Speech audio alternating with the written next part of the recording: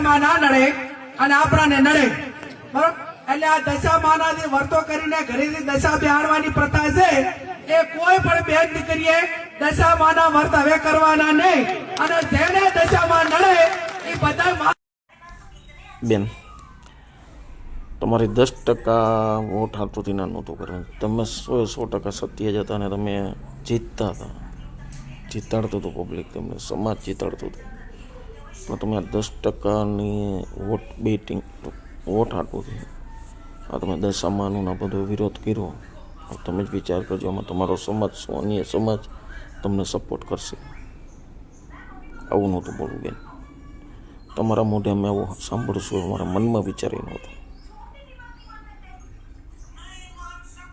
એટલે આ દશામાના વર્તો કરીને ઘરેથી દશા બેહાડવાની પ્રથા છે એ કોઈ પણ બેન દીકરીએ દશામાના વર્ત હવે કરવાના નહીં, અને જેને દશામાં નડે એ બધા માને મારે અહીંયા મેલતી દો, હું એકલી ગાડી ફેરવું છું, દશામાં મારા ભેગા ગાડી ભરશે, અને નડે તો મને નડે, તમને કોઈ નડશે નહીં, બરોબર ને?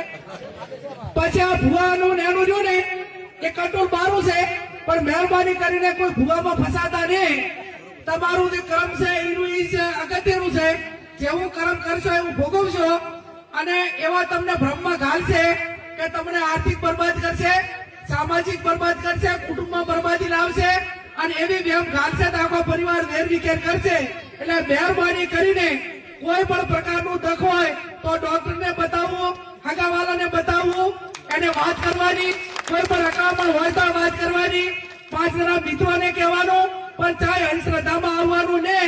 અને ભોપા જો આખા તેનું બધું મટાડી દેતા હોય તો હું કેશોદી આ સાહેબ બે તમે કોઈ ભોપાની બાધા રાખો, અને અમે તમારે અહીંયા કોઈ પણ કામ ના કરો, અને ચૂંટણીમાં ફોર્મ ભરા દીધા તો ભોપો હશે.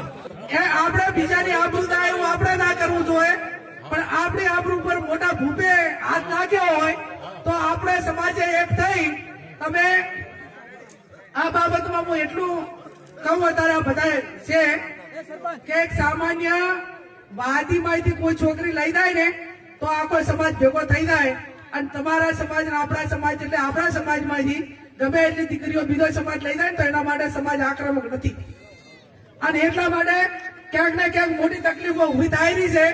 એટલે આપણે કોઈની આબરૂ ઉપર કે કોઈની દીકરી લાવવી નહીં, અને આપણી દીકરી કોઈ લઈ જાય તો આકાશ પાતાળ કરીને જે કરવું પડે એને લાયે પાર મેળવો.